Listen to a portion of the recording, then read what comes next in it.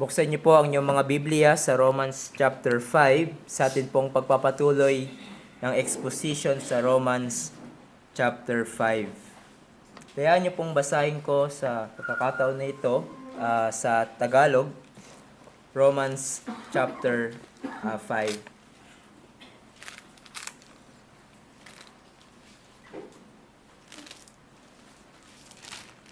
Beginning verse 12 ng Romans chapter 5. Sinabi po dito, kung paanong sa pamamagitan ng isang tao ay pumasok ang kasalanan sa sanlibutan at sa pamamagitan ng kasalanan ay ang kamatayan. Kaya't dumating sa lahat ng mga tao ang kamatayan sapagkat ang lahat ay nagkasala. Tunay na ang kasalanan ay nasa sanlibutan bago pa dumating ang kautusan. Ngunit hindi ibinibilang ang kasalanan kung walang kautusan. Gayunman ang kamatayan ay naghari mula kay Adan hanggang kay Moises kahit nasa kanila na hindi nagkasala ng tulad sa paglabag ni Adan nang siyang anyo ng isa na darating. Subalit ang kaloob na walang bayad ay hindi gaya ng pagsuway, sapagkat kung sa pamamagitan ng pagsuway ng isa, ang marami ay namatay. Lalo pang sumasagana para sa marami ang biyaya ng Diyos at ang kaloob dahil sa biyaya ng isang tao na si Hesukristo. At ang kaloob na walang bayad ay hindi gaya ng ibinunga ng pagkasala ng isang tao, sapagkat ang kautulan ng dumating na kasunod ng pagkakasala ng isa ay nagbunga ng paghatol. Subalit ang kaloob na walang bayad na kasunod ng maraming pagsuway ay nagbunga ng pag-aaring ganap. Tayo po ay manalangin at humingi ng gabay at tulong sa Diyos sa atin pong pag-aaral ng Kanyang salita. O aming dakilang Diyos, nagpapasalamat po kami sa pagpapala na pinagkalooban niyo po kami muli ng buhay. Buhay, Panginoon, na muli naming maririnig ang inyong tinig, ang salita ng aming Panginoong Yesus. Salamat po sa katotohanan that you are a God, same yesterday, today, and tomorrow. And you never change, Panginoon, sa inyong pag-ibig, sa inyong pagiging eternal, sa iyong kabutihan. Tulad po ng aming inawit kanina, what a comfort it is that you hide us. You hide us in the depths of your love, and you cover us there in your hand, by your hands. So Lord, we thank you for all the blessings that we receive from you in Christ Jesus. At nawa, Panginoon, sa muli namin pag-aaral ng inyong salita ay ma-appreciate namin ang kaligtasan na pinagkaloob ninyo sa pamamagitan ni Jesus para sa mga makasalanang katulad namin. Tulungan niyo po kami, Panginoon. Maraming pong mga bagay ang nakakapag-distract sa aming isip. Marami po kaming kahinaan. Marami po kaming alalahanin na pwedeng naming isipin sa mga oras na ito na makakapagtanggal sa amin to be focused sa nais niyo pong sabihin sa amin sa mga oras na ito. Tulungan niyo din po ang inyong lingkod na sa kanya pong kahinaan ay patuloy niyo po siyang bigyan ng kalakasan, kayo po ang magpunan ng kanyang mga limitations. At nawa, O Diyos, ay ilayo niyo po kami sa anumang kamalian at bagkos turo niyo po kami sa landas ng katuwiran pamamagitan ng inyong salita. Sa pangalan ni Jesus. Amen. Exactly 5 years ago and 6 months, kung saan the virus called COVID-19 spread to many places in the world, including the Philippines, na nag-cause hindi lamang ng pagkalugi ng mga business, pagkawala ng trabaho ng marami because of the lockdowns implemented during that time, but ang mabigat sa lahat ay ang pagkawala ng buhay ng marami because of that virus. In the Philippines, millions of pesos, marahil billions pa, ang nalustay just to stop the spread of that virus. And surely ito ay isa sa mga pangyayari sa ating buhay na ating naranasan na masasabi nating terrible and horrible. Na kung loobin ng Panginoon ay maaari nating makwento sa inyong magiging anak, sa inyong magiging mga apo. But then, according to the Bible, there's more horrifying than COVID-19. More horrifying to all the pandemics that happened in the world combined. At ito ay walang iba kundi ang pagpasok at paglaganap ng kasalanan sa lahat ng tao. It is terrible because hindi lang iilan ang apektado nito, hindi lang thousands ang apektado nito, kundi lahat ng tao na nabubuhay sa mundo. In our passage today, ay yan yung tatalakayin ni Pablo, ang pagpasok ng kasalanan sa mundo sa pamamagitan ng una nating magulang na si Adan. Now in verses 1 to 11 of this chapter, chapter 5, kung mapapansin nyo, tumalon tayo dahil we already studied yung verses 1 to 11, kung di ako nagkakamali, last year. At doon makikita natin yung mga blessings o bunga ng pagpapawalang sala kay Kristo Jesus. Yung peace with God, yung access to God, hope of glory and spiritual growth and reconciliation, etc. At ang ugat kung bakit nakamtan natin ang lahat ng pagpapalang ito ay dahil sa ginawa ni Jesus. Now in verses 12 to 18, Paul goes back to the first man ever in history who needed salvation with God. Dahil sa kanyang ginawa, Paul goes back sa kasalanan na ginawa ni Adan na siyang dahilan ng pagpasok ng kasalanan at how it affects to all connected to him. Now makikita natin dito ang pagpapaliwanag sa ginawa ni Jesus also and how it affects those who are connected with him. So there's a parallel and comparisons between Adam and Christ na madidiscover natin sa passage na ito. Sinabi nga ni Herman Hoeksema sa kanyang commentary in Romans 5:12, Paul compares the saving work of Christ to the condemning work of Adam. By means of this comparison, he illustrates that the methods of justification and condemnation are the same in principle. Sinners are justified through the imputation of Christ's righteousness as they were condemned through the imputation of Adam's sin.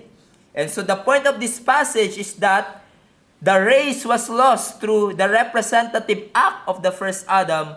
Even so, believers are saved through the representative act of the last Adam. So in considering verses 12 to 21, I just want us to consider three headings. First, the consequences of Adam's sin.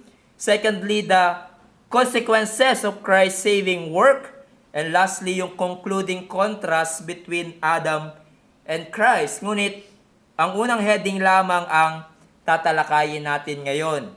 The consequences of Adam's sin or Adam's condemning work in verses 12 to 14. Now let's look first the entrance of sin through Adam. Sinabi po sa verse 12, therefore, just as sin came into the world through one man, and death through sin, so death is spread to all men because all sin. Now, nagsimula si Pablo sa salitang therefore. That is on account of what he said in the previous verse, which I think is specifically verse 11, kung saan kinikailangan ng reconciliation through Christ.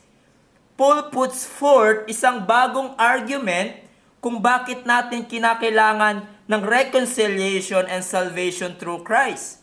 Sinabi niya, therefore, just as, ito ay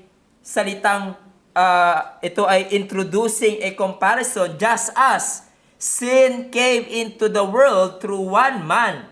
So, clearly, Ang one man na tinutukoy dito ay walang iba kundi si Adan, na sa pamamagitan niya ng kanyang kasalanan, ng kanyang pagsuway, pumasok ang kasalanan sa mundo.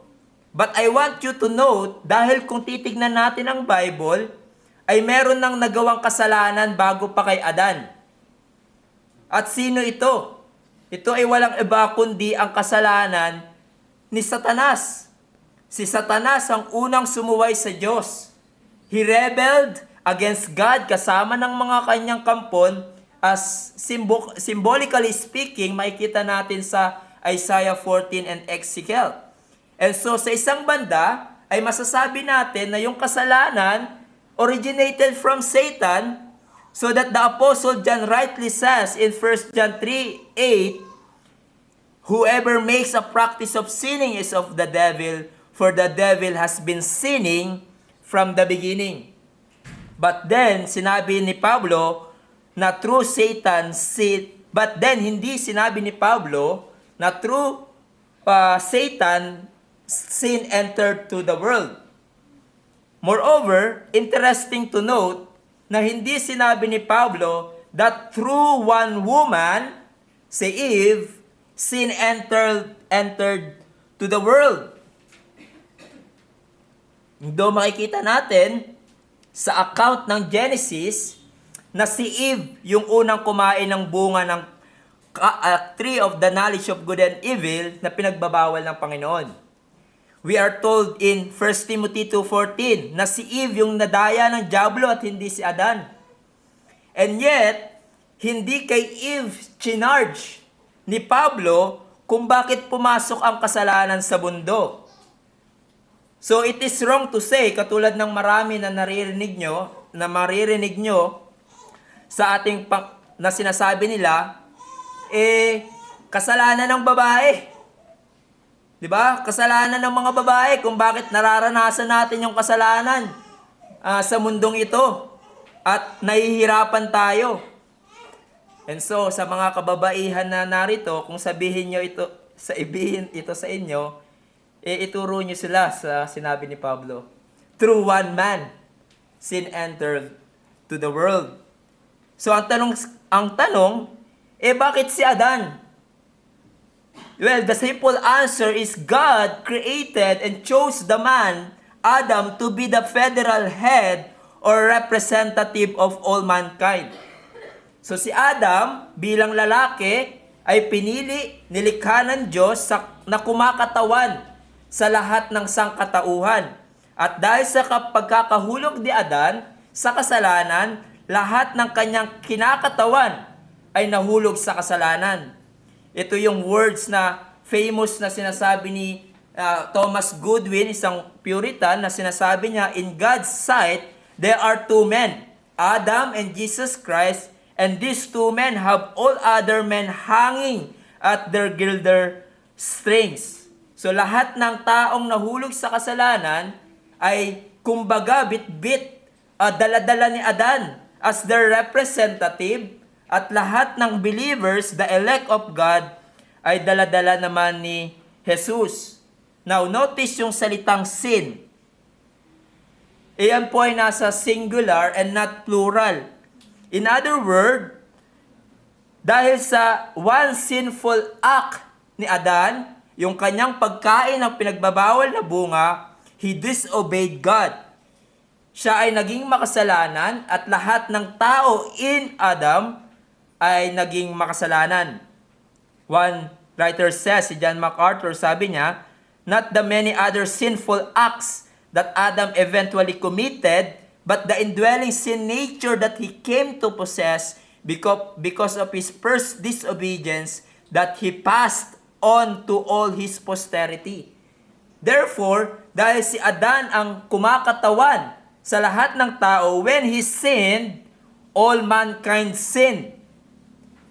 At ang pagiging makasalanan ni Adan, dahil sa kanyang disobedience to God, he became sinful in nature. At napasa sa atin yun.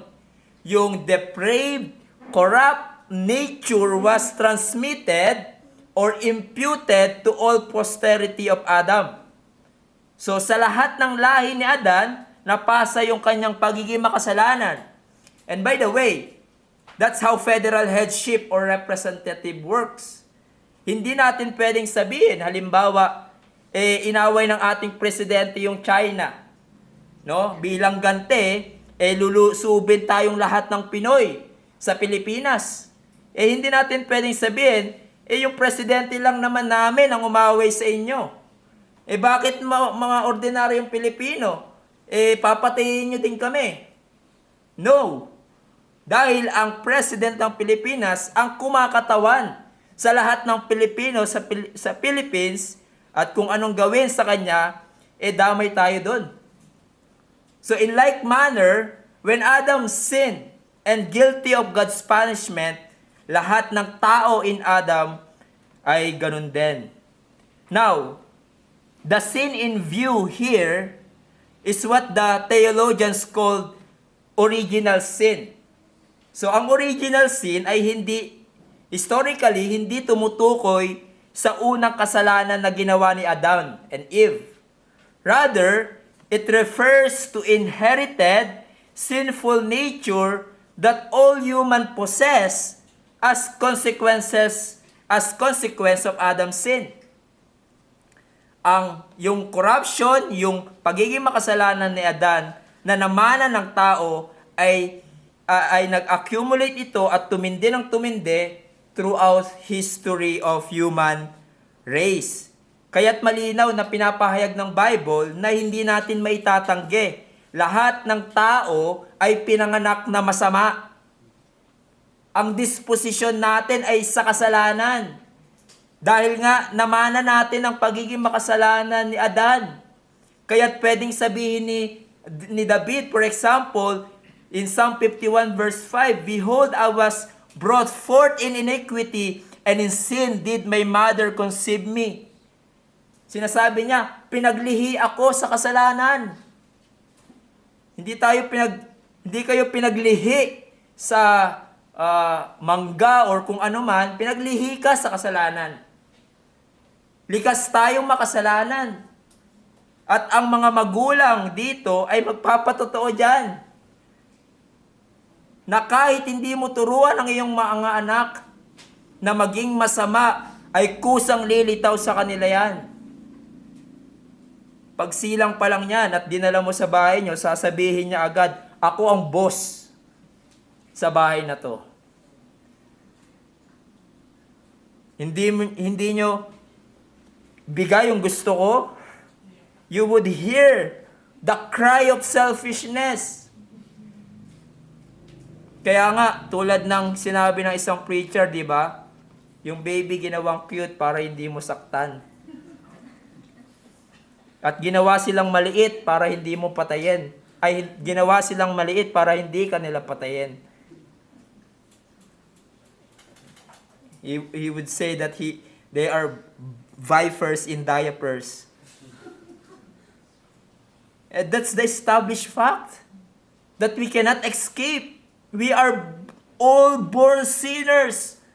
Because Adam sinned, we all sinned. Adam's sin was the sin of us all. Now, bilang side note, that's why para sa mga magulang na narito, especially the Christian parents, napakalaki at napaka-importante ng role nyo sa pagpapalaki ng inyong anak. Dahil maaring gamitin kayo ng Panginoon upang ma-restrain ang pagtindi ng kasamaan ng inyong anak at gamitin kayo ng Panginoon ang inyong godliness, ang inyong pagtsatsagang pagtuturo sa kanila ng salita ng Diyos at ng Ebanghelyo ni Jesus upang sila ay maligtas. As we shall see, hindi tayo iniwan ng Panginoon na maging hopeless sa ating pagiging makasalanan, sa pagiging makasalanan ng inyong mga anak. Gumawa ang Diyos ng paraan upang ang isang makasalanan ay mabago. Hindi mo kinakailangan turuan ang inyong mga anak na maging masama dahil kusang lilitaw yon. Kailangan mo silang turuan ng katuwiran, ituro sa daan sa kaligtasan kay Kristo Jesus. But here Paul stated the truth. more than a fact na pumasok ang kasalanan dahil sa pagsuway ni Adan, but rather we inherit the sinful nature of Adam. His inherent sinful disposition was passed on to all. As one commentary says, Adam's sins was not only imputed to us, but his fallen nature was imparted to us, giving us polluted hearts. In the words of Paul in Ephesians 2:1, we were dead in trespasses and sin. We are not half dead. We are not like na isang tao na nalulunod and we need a salbabida para iligtas. No, we are not like that. We are dead, drowned in sin and trespasses. And that's our problem. 'Di ba? Ang ating puso ay desperately wicked, bent to sin. That's our problem. Hindi tayo ipinanganak na inosente, nor malinis sa anumang kasalanan tulad ng tinuturo ng iba na nagsimula daw ang buhay natin na tayo ay malinis, clean slate. No! Because of Adam's sin, we become sinful in nature, and all aspects ng ating pagkatao ay may bahid ng kasalanan. Adam gave us his spiritual nature which characterized and dominated by sin. That's why, mga kaibigan, kinakailangan mo ng bagong puso. Kinakailangan mo ng maborn again. You need a new heart. Dahil ang katotohanan is that you are born sinner. You do wicked things sa iyong buhay at dahil dyan, God is angry at you. By nature, we are children of wrath. You don't need a new religion. You don't need man-made rules para magbago ka. Dahil nothing else can change your evil heart. You need to be changed by the power of God in regeneration. But then, makikita natin in verse 12b, the entrance of death through sin. It says, therefore, just as sin came into the world through one man and death through sin. So here Paul is saying, nang pumasok ang kasalanan through Adam, nagresulta ito ng kamatayan to him and to all his posterity. Now, anong klaseng kamatayan ang tinutukoy dito? Well, it is threefold. Merong spiritual na kamatayan, physical na kamatayan, at ultimately eternal na kamatayan. Nung sinabi ng Diyos kay Adan na kung kainin niya ang pinagbabawal na bunga, he shall surely die, hindi nagsisinungaling ang Diyos. Dahil noong kinain ni Adan yung bunga na yon, siya ay namatay. Hindi pa physical agad. But later on, makikita natin, ganun ang naging resulta. But immediately, he died. Spiritually, it means, nahiwalay siya sa Panginoon. He was spiritually separated from God.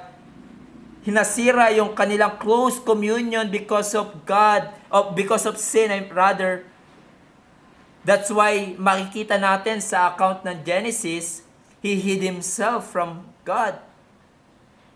Hindi lamang yun. Nagkaroon din ng physical na kamatayan. Physical death became a part of human existence since the fall.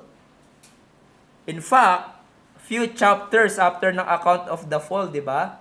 Makikita natin ang record ng mga lahi ni Adan na namatay physically, maging Adam himself. Genesis 5:5, di ba? Sabi doon, thus all the days that Adam lived were 930 years. At ano yung sumunod na phrase? He died. Ganun din, di ba? Kahit gaano kadami yung edad nila, hundreds yung edad nila, 800, 700. Inisip ko nga, ayoko nang mabubuhay ng ganun, no? 700 years. But then, the reality is, after ng kanilang buhay, they died. You see, God never made Adam at ang kanyang physical descendants na mamatay. He made them to live forever, to glorify God and enjoy Him forever. But dahil sa pagsuway ni Adan, he brought physical death into this world. Ngunit hindi pa doon nagtatapos. There's eternal death. That is eternal punishment in hell because of our sins. At kung ikaw ay hindi mananampalataya, itong tatlong ito na ating binanggit ay iyong mararanasan. And what a terrible condition for those outside of Christ. Ang mga unbelievers, hindi lamang ikaw ngayon ay hiwalay sa Diyos spiritually, wala kang buhay kay Kristo Jesus, wala kang tunay na relasyon sa Kanya, at ang mga espiritual na pagpapala mula sa Kanya ay wala sa iyo, but also ikaw ay mamamatay. Physical na kamatayan. Darating ang panahon kung saan ang iyong lupang katawan ay babalik sa alabok. Kaya nga sinabi ng isang writer, every gravestone gives a silent testimony to the spread and reign of sin since the time of Adam. And Spurgeon lamented, sabi niya, oh, the awful power which sin had thus to turn the world into the one vast cemetery and to slay the whole human race.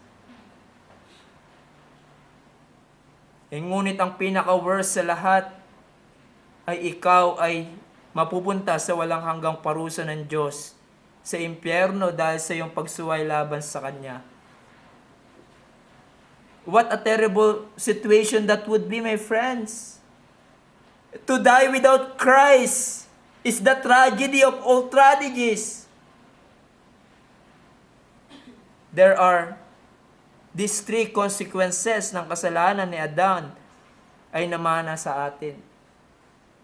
And that leads us to the extent of death. It says in verse 12c, and so death spread to all men. O yung salitang and so could be translated as in the very same way. In the very same way. So death spread to all men. So that is in the same way, death is spread to all men. Now, anong ibig sabihin niyan? In other words, in the exact manner that death entered into the world through one man, so also death spread to all. Dahil sa isang kasalanan ni Adan as our representative at yung consequences ng kanyang kasalanan, so also he did this for all, for the whole humanity. Yung kasalanan niya, kasalanan na din natin, yung consequences ng kanyang kasalanan ay consequences din natin.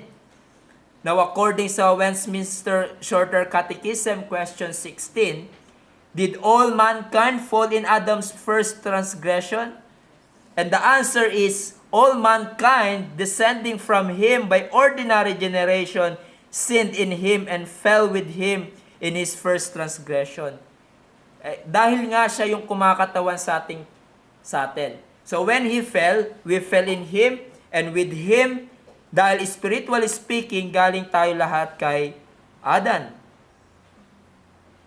As one commentary says, sabi ni Rob Ventura, spiritually speaking, there's a relationship of representative solidarity between Adam and his natural posterity. For Adam was the race, and so when he reached out his hands, we reach out our hands. When he ate, we ate, and we died. And he died, we died. In other words, we all sinned when Adam first sinned. So, tama yung sinabi ni Pablo na nag-spread yung kamatayan sa atin dahil lahat tayo nagkasala because all sin. Kasi ang tanong, kailan yung nangyari na collectively lahat tayo nagkasala? kahit na yung hindi pa pinapanganak. Kasi sa Greek tense po, yung pagkagamit, yung aorist tense na tinatawag. Yung salitang sinned. Meaning, there's a single decisive past action na nangyari in time. Non-repeatable past action. So kung saan lahat tayo nagkasala. So dahil bilang mga tao, we all sinned in Adam, nagkasala na tayo noong si Adam bilang ating pangulo ay nagkasala. At ito din naman ang tinatawag sa theology as representative sin. So Adam acted on our behalf. No, he represented us in the garden. But sadly, he represented us in the most terrible way. At dahil sa kanyang act of rebellion, all of us were plunged with him in sin, misery, and death. And consequently, ang matindi pa dito, hindi lang tayo nagkasala in Adam collectively. We have also sinned in our lives personally. And we are sinners by practice. Now, para sa iba, ito ay mahirap na tanggapin na katuruan. For others, sasabihin nila, unfair na kasalanan ng isa, si Adan, nagkasala ang lahat, nadamay pa ako. Ang argument pa ng iba, di ba? Kung ako si Adan, hindi mangyayari yan. Really? You think you could do better than Adam? Just look at your life. You mess up every day. Ang dami nating nagagawang maling desisyon sa buhay. So it is utterly arrogance na sabihin natin kung ako si Adam, hindi natin magagawa yung kanyang ginawang pagsuway at desisyon. Bagkos malamang, gagawin din natin yung kanyang ginawa kung nandun tayo sa sitwasyon na yon. For others, it is difficult to accept and it is unfair dahil sa kasalanan ng isa ay naging kasalanan ng lahat. Sa tingin man natin fair or unfair, the truth shall remain. At wala tayong magagawa doon that his sin is our sin. But as one commentary notes, bago natin i-criticize this matter at sabihin natin unfair, we ought to take the flip side. In other words, dahil same thing is true concerning Christ. Dahil just as Adam's sin ay naibilang sa atin, imputed to us, ang lahat ng kasalanan ng mga elect, ng mga tao ng Diyos ay ibinilang kay Jesus who knew no sin. So just think of that. At ang kanyang perpektong katuwiran ay pinagkaloob niya sa atin. So you see, kung i-reject mo ang katuruan, that when Adam sinned, we all sinned, you must also reject yung katuruan that all the sins of God's people were imputed to Christ. And He gave us His righteousness. And you don't want that, do you? And I am thankful to God. I am thankful to God that we should be thankful to God. Knowing that if God would have acted on strict justice and fairness with Adam and Eve, He would have destroyed them immediately and totally at katapusan na ng human race. But thank God, sa matalinong plano ng Diyos at sa kanyang biyaya ay hindi niya yon ginawa. Bagkos, nung si Adam and Eve sinned against God, He gave them another day. He gave them grace, clothing them with His grace. By His lavish grace and loving kindness, He chose and desired na maligtas magligtas ng maraming kasalanan, ng maraming makasalanan, na walang ibang deserve kundi ang kanyang parusa at puot dahil sa kanilang kasalanan. At sa dakilang pag-ibig ng Diyos ay pinadala niya ang kanyang buktong na anak, the second Adam, who would represent us, His people, perfectly before God, and He died on our behalf para sa lahat ng ating pagkakasala. At yan ang tatalakayin natin. Tatalakayin ni Pablo sa mga susunod na talata. We gained much more in Christ than we lost in Adam. But then in verses 13 to 14, the explanation of the universality of sin and death, Paul continues to explain, even defend, yung katotohanan na sa pamamagitan ng isang tao, si Adan, sin entered to the world, and death through sin, because all that death is spread to all men because all sin. Now look at verse 13. It says, "For sin indeed was in the world before the law was given, but sin is not counted where there is no law." Now, sinasabi dito ni Pablo na yung kasalanan ay umiiral na sa mga tao bago pa yung batas ng Diyos. Yung 10 utos na maibigay sa mga tao through Moses. Sin was in and among men. At meron na silang pananagutan kahit na wala pa yung batas ng Diyos. Now, this statement is stating a fact na hindi lang tayo born in sin, but we are actively pursuing sin. Now, why emphasizing this? Dahil merong ibang mga Hudyo, ayon sa context dito, merong ibang mga Hudyo na naniniwala na yung mga tao mula kay Adam, bago mabigay yung batas ng kay Moises, they believe people did not sin and die before Moses. So merong mga naniniwala, mga Hudyo, sinasabi nila, hindi namatay at nagkasala yung mga tao sa time ni Adam, bago mabigay yung batas. Many Jews believe there could be no death or sin apart from the law. But Paul said, no! Umiiral na yung kasalanan. And then sinabi niya, but sin is not counted where there is no law. It means, meron ng kasalanang umiiral sa mundo sa mga tao bago pa mabigay ang batas ng Diyos, even though it was not technically specified as a violation of the revealed commandments of God. In other words, wala pang batas na nakasulat o ibinigay ang Diyos kila Adan. Halimbawa, na bawal pumatay. Yet, kasalanan na yung pagpatay sa harap ng Diyos at responsible sila sa kanilang ginawang kasalanan at pananagutan nila yon sa Panginoon, just like what Cain did to Abel.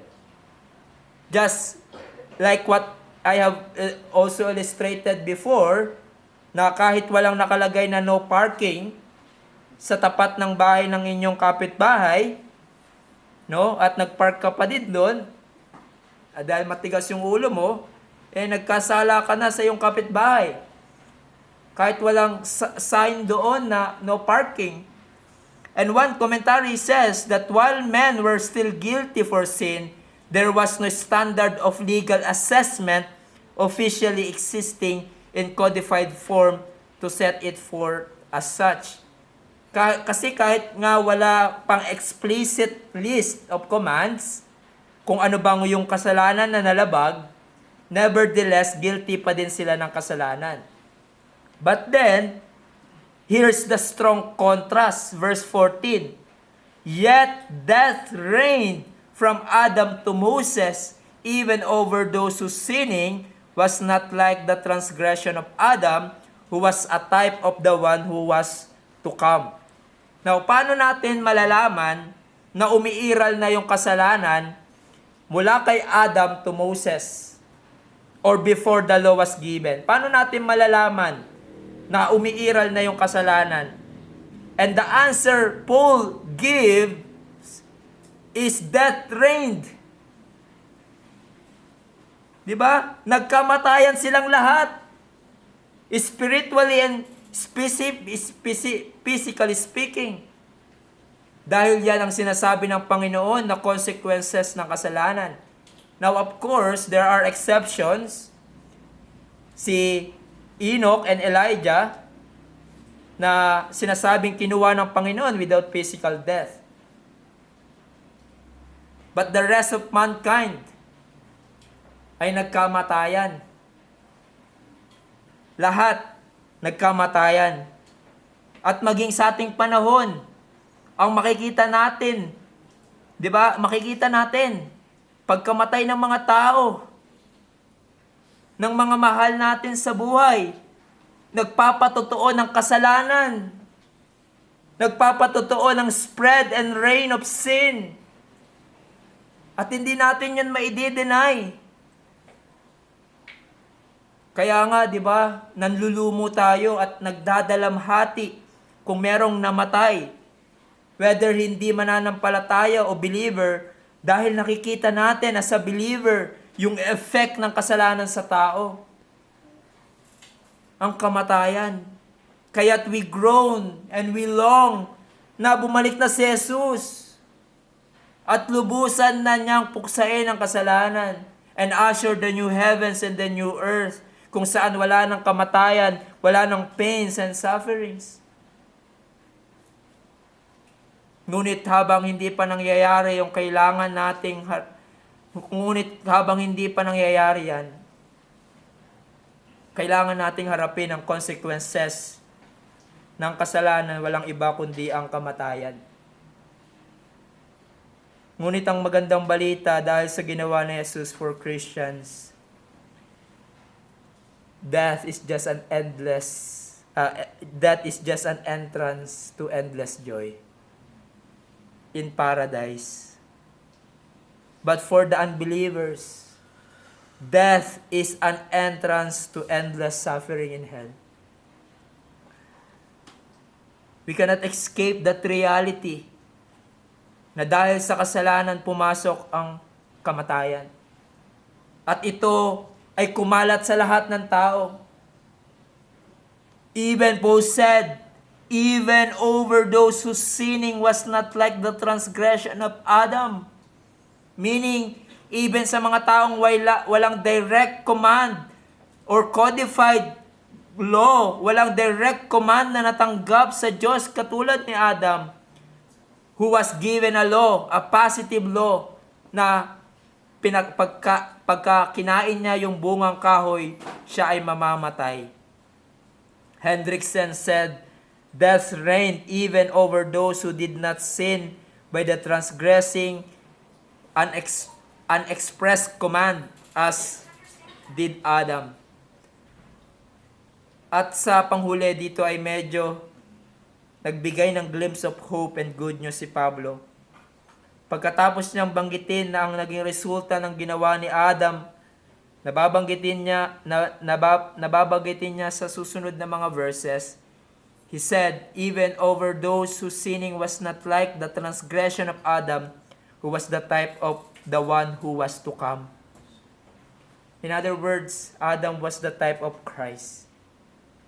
Kapag sinabi po nating type or foreshadow, this word means to make an impression by molding or a figure formed by a stripe.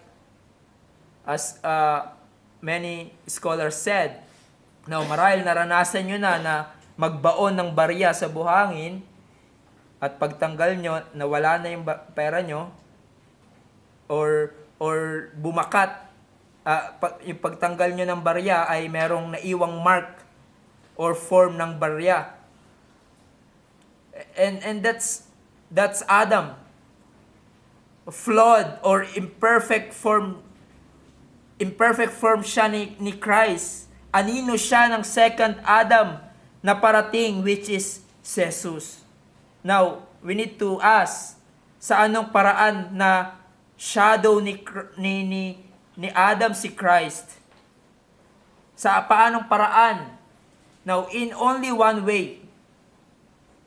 Sa isa lamang paraan. Dahil papakita ni Pablo sa mga susunod na verses yung contrast between them.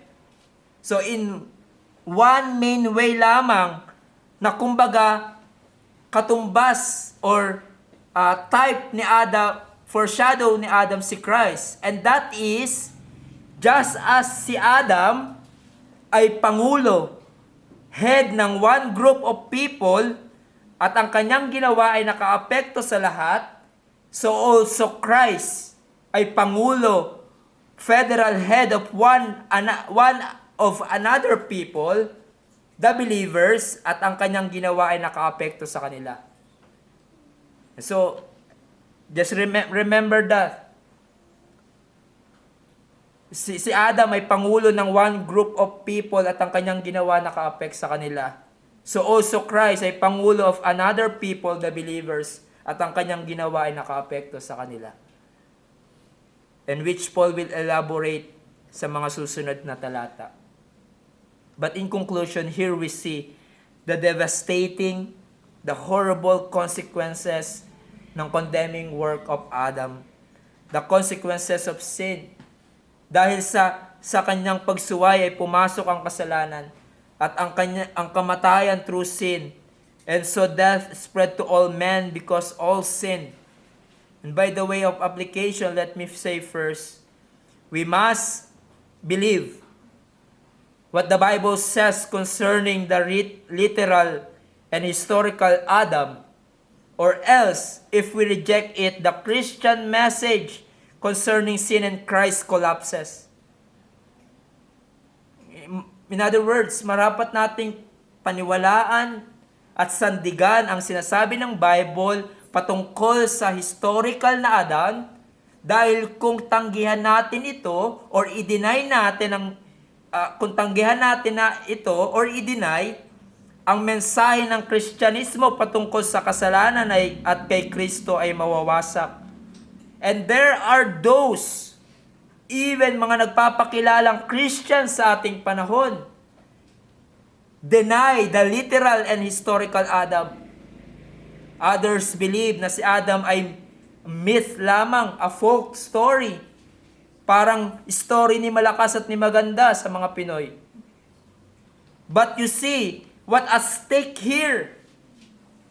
Kung tanggihan natin na hindi totoo si Adan, kung tanggihan natin na hindi talaga siya nabuhay, there's no gospel message. Kung i-deny natin ang historicity ni Adam, there's no Bible, at nagsisinungaling si Jesus at ang kanyang mga apostol dahil they believe sa literal and historical na Adan. Kung hindi totoo si Adan at hindi siya nahulog sa kasalanan, hindi rin totoo si Christ at ang kanyang ginawa para sa kaligtasan ng mga taong nahulog sa kasalanan. Sabi ni Martin Lloyd-Jones, if you do not believe that there was a literal Adam and what Paul says about him in the epistle is true, why is there any need for forgiveness? Why is there any need of atonement? Why did Christ have to take on human nature upon him? Reject a literal Adam and the whole message and the whole of Christian case, it seems to me collapses. So you see, isa sa mga tema ng Bible from beginning to end ay may kinalaman sa tao, sa relationship ng tao sa Diyos. Diba? It tells us how Adam, created in the image of God, chapter 3 of Genesis, he fell into sin and experienced the consequences of sin. Yan ang makikita natin sa Genesis. Nahulog ang tao sa kasalanan. But thanks be to God, He tells us there's hope for sinners. There's way para maibalik yung relationship sa Diyos na nasira dahil sa pagsuway ni Adam, and that is through the second Adam, the Lord Jesus Christ. If you reject the literal Adam, you also reject Christ, who made things right. If you reject literal Adam, you also reject Christ, who made the things that Adam could not do. And that is perfect obedience to the Father's will for the salvation of sinners. And also, if you reject the historicity of Adam, you reject the truthfulness of the Bible. Dahil malinaw na sinasabi ng Bible at united ang sinasabi ng Bible, hindi sila pwede magkontra-kontra. Sinasabi ng Bible patungkol sa literal na Adam. Others try to deny it. But brethren, when it comes to the truths of the Bible, we say with Paul, let God be true and every man a liar. But moreover, let us genuinely humble ourselves, since according to our passage, we are ruined sinners in Adam. Kung ikaw ay mananampalataya, nawa ma-humble ka, knowing na yan ang buhay mo before you came to know Christ in a saving way. You are rebellious, ruined sinner in Adam. You are not better than others. Hindi ka mas matuwid kesa sa iba, kaya ka niligtas ng Panginoon. You were a sinner deserving of God's wrath because you were in Adam. Ngunit nahabag ang Diyos sa iyo. But God, being rich in mercy because of great love with us, which He loved us, even when we are dead in trespasses and sin, He made us alive together with Christ, and by grace you have been saved. Wala kang maipagmamalaki at maipagmamataas sa kasalanan mo ngayon, being in Christ. We say with Paul, I am who I am by the grace of God. And so, as we reach others, the unbelievers with the gospel message, kung bigyan tayo ng pagkakataon, mabahagian ng gospel ang mga unbelievers, do it with humility. Do it with patience. With much prayer, because there's nothing you can do by your own power to change the sinner's heart. The sinner in Adam, apart from regenerating power of God.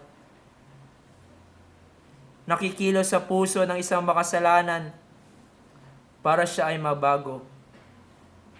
Because by nature, he is a sinner, inherently possess a sinful nature na namana niya kay Adam.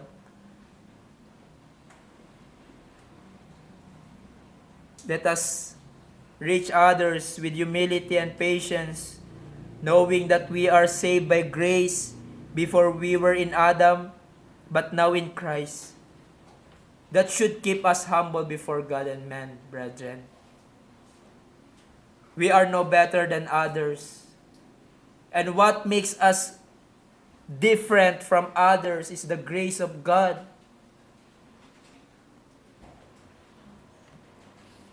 But for you, my friends, ang passage natin ngayon ay malinaw na nagpapahayag sa inyo, kung wala ka pa kay Kristo, ikaw ay na kay Adan. There's no neutral ground here. It's either you are in Christ or you are in Adam. Kung patuloy mong i-reject si Christ at hindi magtiwala sa Panginoong Jesus bilang iyong Panginoon at tagapagligtas, you are still in Adam, which means you are in sin and death. Ngunit kung ikaw ay magtiwala kay Jesus, it means grace and life. You are no longer in Adam. You will be in Christ. And so let me ask you, nasan ka ngayon?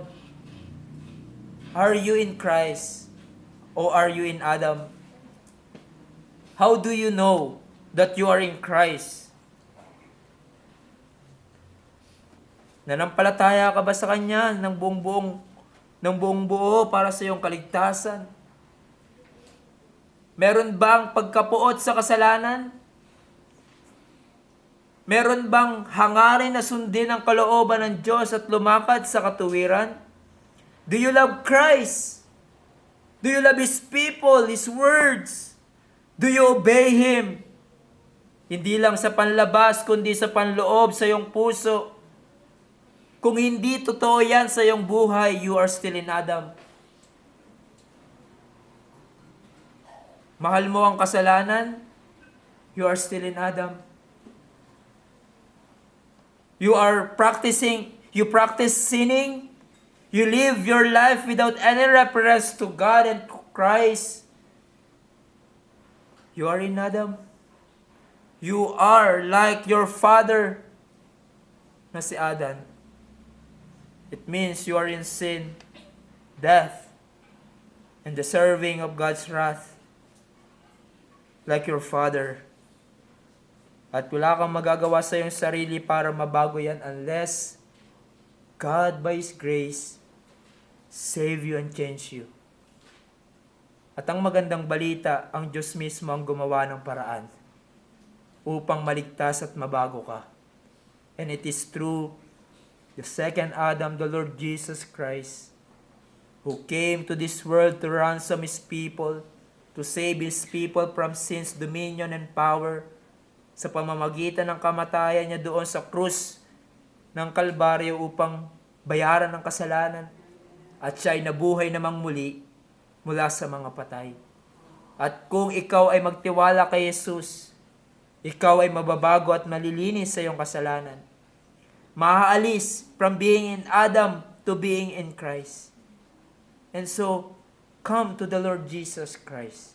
Believe in Him, who is the Savior of Adam's race, who fell into sin with Him, at ikaw ay magkakaroon ng buhay na walang hanggan. Let's pray. Our gracious and Heavenly Father, tunay Panginoon na nakakapanlumo ang naging resulta ng ginawa ng aming unang magulang na si Adan.